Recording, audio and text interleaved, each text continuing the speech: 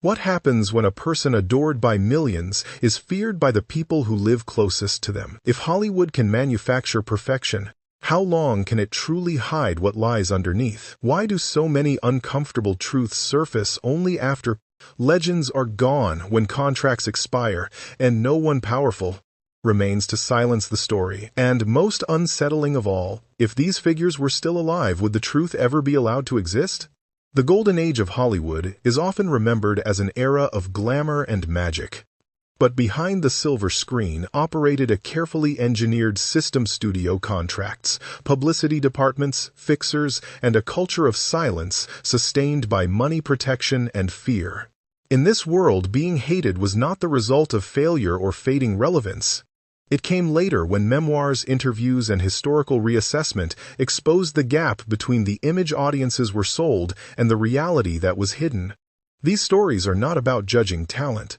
They are about power: who had it, who lost it, and who paid the price for speaking once that power was gone. As we begin this list of 8 figures whose legacies collapsed under scrutiny, one question lingers above them all: were these simply personal failures, or the inevitable result of a system designed to protect icons at any cost? 1. Joan Crawford. In the public imagination of the 1940 seconds and 1950 seconds, Joan Crawford represented everything Hollywood admired: resilience, glamour, and reinvention. Rising from poverty to become one of MGM's most enduring stars, she won an Academy Award for Mildred Pierce and maintained relevance long after many actresses were discarded. Studio publicity carefully crafted her as a devoted, disciplined mother, surrounding her with staged Christmas photos, charity appearances, and glowing profiles celebrating her role as a loving parent. But when a public image is constructed this carefully, what is it hiding? And who is making sure no one looks too closely?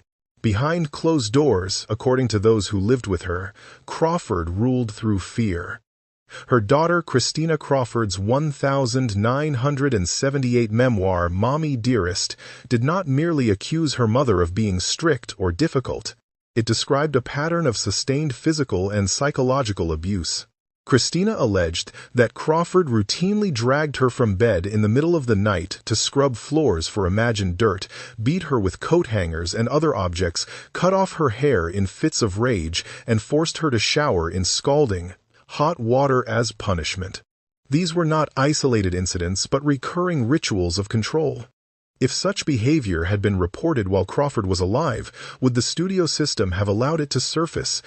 The contrast between image and reality was extreme.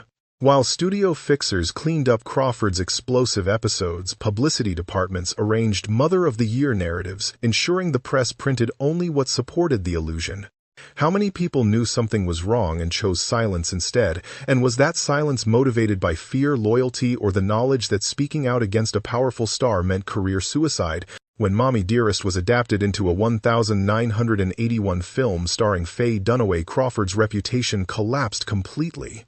The infamous no-wire hangers scene turned her into a pop culture caricature of maternal cruelty. Some critics dismissed the portrayal as exaggerated, but multiple sources later corroborated Christina's claims, suggesting the abuse was real, even if dramatized. Crawford's younger children, twins Kathy and Cindy, publicly disputed Christina's account, creating a fractured family narrative. But does disagreement erase documented harm, or does it simply complicate how abuse is remembered? Today, Joan Crawford's legacy is permanently stained. Her films remain admired, yet her name inevitably invokes Mommy Dearest before her achievements. Was justice ever served, or did the truth arrive only after the damage was already done? 2. Bing Crosby. For decades, Bing Crosby was America's ideal father figure. His warm baritone defined Christmas itself, with White Christmas becoming the best-selling single of all time. Films like Going My Way and The Bells of St. Mary's presented Crosby as gentle, wise, and endlessly patient, the kind of man families trusted and welcomed into their homes every holiday season. But what happens when the man who symbolizes comfort and kindness creates fear inside his own household? And how could such a contradiction remain hidden for so long? The image collapsed in 1983 when Crosby's eldest son, Gary Crosby, published his memoir, Going My Own Way. The book exposed a childhood governed not by warmth but by discipline enforced through violence. Gary described his father as emotionally cold and obsessively controlling, ruling the household through humiliation and fear. According to the memoir, Bing required his sons to undergo weekly weigh-ins. Any weight gain, no matter how small, resulted in beatings with a leather-covered cane or belt weighted with metal. These punishments were not spontaneous outbursts, but routine, calculated acts meant to assert dominance. If this was known inside the family, how many others suspected something was wrong but chose not to intervene? Gary's account shocked the public precisely because it so thoroughly contradicted Crosby's persona. The relaxed, pipe-smoking singer, the benevolent priest, the smiling father figure on television specials, none of it matched the man described in the memoir. Why was America willing to believe the image without question? And if Crosby's cruelty had been exposed earlier, would the studios and audiences have protected him anyway? Initially, some of Gary's brothers disputed parts of his story, creating doubt and division. But years later, his younger brother Lindsay confirmed many of the allegations before his death in 1989. Lindsay described Crosby as brutal, stating plainly that his father regularly beat him and that fear defined his childhood. At that point, the pattern could no longer be dismissed as one disgruntled son's exaggeration. How many confirmations does abuse require before it is believed? Crosby never publicly addressed the accusations in detail, nor did he apologize. His reputation was damaged but not erased. Each Christmas, his voice continues to soundtrack family gatherings across America. Does continued celebration represent forgiveness or collective denial? And when art survives untouched while victims live with permanent scars, who truly bears the consequences of maintaining a perfect image? 3. Elia Kazan. Few directors in Hollywood history matched Elia Kazan's ability to draw raw, powerful performances from actors. Films such as A Streetcar Named Desire, On the Waterfront, and East of Eden reshaped American cinema, establishing Kazan as one of the most influential directors of the Golden Age. His artistic brilliance seemed unquestionable. Yet one decision would come to define him not as a visionary, but as a symbol of betrayal during one of Hollywood's darkest political eras. How does a man go from respected artist to permanent pariah, and can talent ever erase that choice? In 1952, at the height of the Red Scare, Kazan testified before the House Un-American Activities Committee. He had briefly been a member of the Communist Party in the 1930 seconds and was called to identify others involved in leftist organizations. Initially, Kazan refused to name names, but when summoned again, he reversed course. In his second testimony, he identified 8 former colleagues from the group theater, friends, collaborators, and people whose careers depended on remaining unmarked. Was this political compliance or personal self-preservation at any cost? The consequences were immediate and devastating. Those Kazan named were blacklisted, unable to find work for years or decades. Careers collapsed, livelihoods vanished, and families suffered lasting damage. Meanwhile, Kazan's own career continued with little interruption. He kept directing major films, collecting awards, and receiving studio support. How does an industry justify destroying some lives while rewarding the man who enabled it? What intensified the resentment was Kazan's refusal to express regret. He did not apologize to those he named. Instead, he publicly defended his actions, even taking out a full-page advertisement explaining why he believed he was right. In his autobiography, he maintained that naming names had been a moral necessity. Does conviction absolve betrayal, or does it deepen it? The divide resurfaced dramatically in 1999 when Kazan was awarded an honorary Academy Award. As he walked onto the Oscar stage, the audience split in two. Some stood and applauded. Others sat with arms crossed, refusing to clap. Nearly half a century later, the wounds were still open. Could any honor erase what had been done? Kazan's most famous film, On the Waterfront, further complicated his legacy. The story of a man who informs on corrupt leadership has often been read as Kazan's artistic justification for his own testimony. Was this cinema or confession? Today, his films remain essential viewing, but his name carries an asterisk. Can art ever be separated from the damage left behind when survival comes at the expense of others? 4.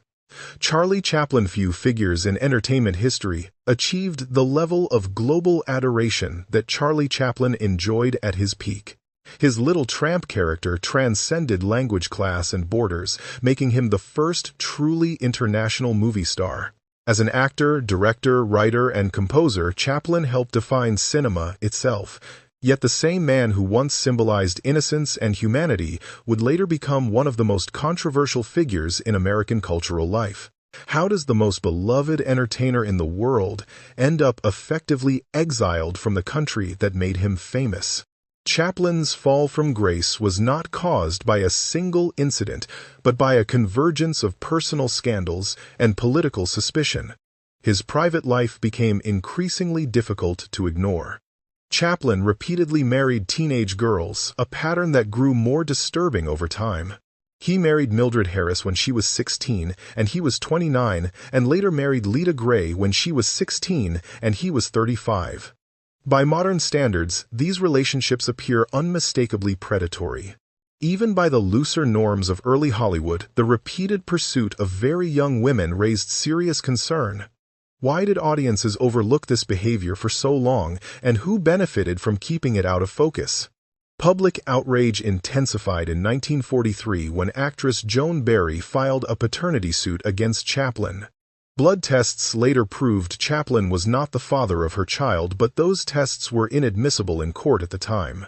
Chaplin was ordered to pay child support anyway, creating the public impression that he had abandoned responsibility. Was justice being served, or was Chaplin being punished in the court of public opinion regardless of the evidence? These scandals unfolded alongside growing political hostility. Chaplin's films, including Modern Times and The Great Dictator, contained strong social criticism that during the Cold War was increasingly interpreted as communist sympathy. Though Chaplin never joined the Communist Party, he refused to publicly denounce communism, making him a target in an era that demanded absolute loyalty. In 1952, while Chaplin was traveling abroad, the U.S. government revoked his re-entry permit. After 40 years in America, he was suddenly unwelcome. Why was exile easier than confrontation? Chaplin chose not to fight his return and settled in Switzerland. Though he would briefly return in 1972 to accept an honorary Oscar, his reputation in America never fully recovered. His legacy remains divided between artistic genius and deeply troubling personal choices. Can admiration survive when innocence turns out to be an illusion? 5. Gene Kelly. On screen, Gene Kelly radiated joy. His athletic grace, infectious smile, and boundless energy made him the embodiment of Hollywood musical optimism. Films like Singin' in the Rain, An American in Paris, and On the Town presented Kelly as the ultimate symbol of artistic happiness, a performer whose work seemed fueled by pleasure rather than pain. But what happens when the man who represents joy demands it at the expense of others? And where does artistic perfection end and cruelty begin? Behind the scenes, Kelly's reputation was far less cheerful. According to numerous colleagues, he was an obsessive perfectionist whose methods frequently crossed into intimidation and physical exhaustion. His most famous case involved Debbie Reynolds during the filming of Singin' in the Rain. At just 19 years old and with no formal dance training, Reynolds was expected to perform at the same level as Kelly and Donald O'Connor, both seasoned professionals. Kelly showed little patience for her inexperience. Was this mentorship or an abuse of power disguised as discipline? Reynolds later recalled rehearsing for months, 7 days a week until her feet bled. She described being pushed to the point of physical collapse, crying from exhaustion and pain. At one point, she had to be carried from the rehearsal floor. Kelly, who was both her co-star and director, controlled every aspect of her performance. When one person holds that much authority, can consent truly exist? And if the result is brilliance, does that justify the cost paid by the person beneath them? Other performers echoed similar experiences.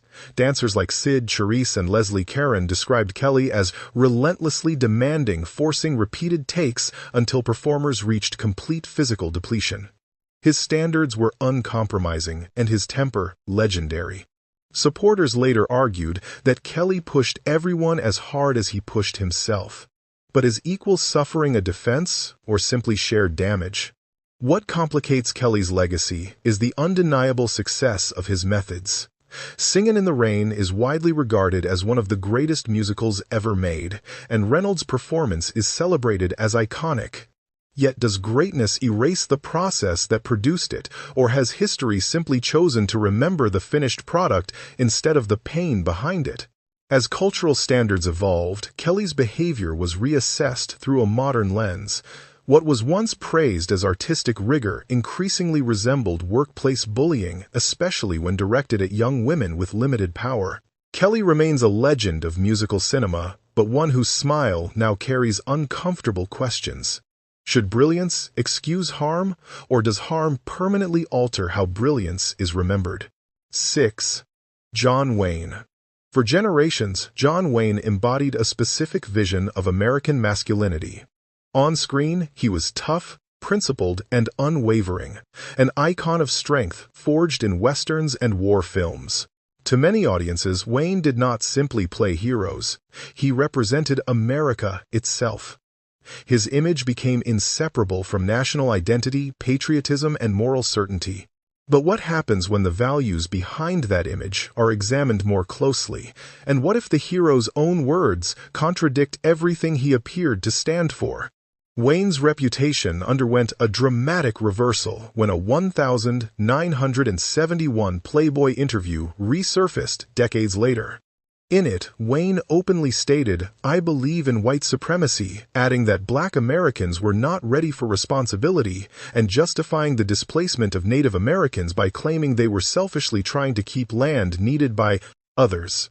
These statements were not ambiguous or taken out of context. They were direct, explicit, and unapologetic. If these beliefs had been widely scrutinized during his lifetime, would Wayne's image have survived intact? Wayne's politics were never subtle. He was a vocal conservative and fierce anti-communist, actively involved in organizations that supported Hollywood blacklisting. Yet his racial views drew far less attention at the time, shielded by his heroic screen persona and cultural status. Why were these statements tolerated or ignored when they came from someone so deeply woven into America's self-image? The contradictions became painfully visible at the 1973 Academy Awards. When Sachin Littlefeather appeared on behalf of Marlon Brando to decline his Best Actor Oscar in protest of Hollywood's treatment of Native Americans, Wayne reportedly had to be physically restrained backstage to prevent him from dragging her off the stage. The incident, once dismissed as rumor, took on darker significance when viewed alongside Wayne's own published words. Was this merely anger, or a visceral rejection of voices challenging his vision of America? In recent years, reassessment has been relentless. Airports, schools, and public spaces bearing Wayne's name have faced calls for renaming. In 2020, political leaders in Orange County passed a resolution condemning his racist and anti-indigenous views. For many, Wayne's films remain cultural artifacts, but his moral authority has collapsed. Can a national icon survive when the nation no longer shares his values? John Wayne's transformation from beloved hero to deeply polarizing figure reveals how cultural reassessment reshapes legacy. His work still matters historically, but the man behind it now forces an uncomfortable question. When an icon's own words expose exclusion and prejudice, can nostalgia ever be innocent again? 7. Hedda Hopper. Hedda Hopper was never a movie star, yet few people in Hollywood inspired more fear. After a failed acting career, Hopper reinvented herself as the most powerful gossip columnist of the Golden Age. By the 1940 seconds and 1950 seconds, her syndicated column reached more than 35 million readers. In an industry built on image, Hopper did not merely report Hollywood, she controlled it. How does someone without talent or fame gain the power to destroy the careers of those who had both? Hopper understood Hollywood's deepest vulnerability secrets. She knew that reputations were fragile and that public exposure could end a career overnight. Unlike other columnists, Hopper did not trade in entertainment gossip alone. She weaponized information. Stars, studios, and publicists lived in fear not only of what she published, but of what she threatened to publish. Extramarital affairs, hidden pregnancies, political affiliations, and especially sexuality became leverage. If silence could be bought, Hopper demanded loyalty in return. Was this journalism or extortion disguised as morality? Her influence became especially destructive during the Hollywood blacklist era. Hopper was an enthusiastic supporter of the House Un-American Activities Committee and used her column to pressure studios into blacklisting suspected communist sympathizers. She praised those who named names and publicly shamed those who refused. Careers collapsed under her attacks, often without evidence or due process. How many lives were ruined simply because Hopper decided someone did not align with her political beliefs? Perhaps most feared was Hopper's treatment of LGBTQ performers.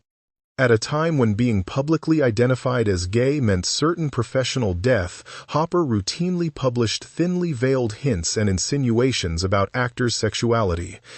These were not accidents. They were warnings. By implying rather than stating, she maintained plausible deniability while inflicting maximum damage. How does one defend themselves against an accusation that is never fully spoken? Hopper's cruelty was not limited to politics or sexuality. Her feuds were legendary. Her long-running hostility toward Katharine Hepburn included constant ridicule of Hepburn's independence and appearance. Hopper reportedly relished humiliating those she viewed as morally or socially deviant. Unlike stars accused of misconduct, Hopper faced little accountability. Why was her behavior tolerated, Schenger celebrated, when its harm was so obvious? Hedda Hopper's legacy is not one of entertainment, but of control. She proved that in Golden Age Hollywood, the most dangerous person was not always the one on screen. When gossip becomes power, and power operates without restraint, who protects the victims left behind? 8. Frank Sinatra. Few entertainers left a cultural footprint as large as Frank Sinatra. He was the defining male vocalist of the 20th century, an Oscar-winning actor, and a symbol of style, power, and masculine confidence. Sinatra's voice provided emotional intimacy to millions, shaping popular music for generations.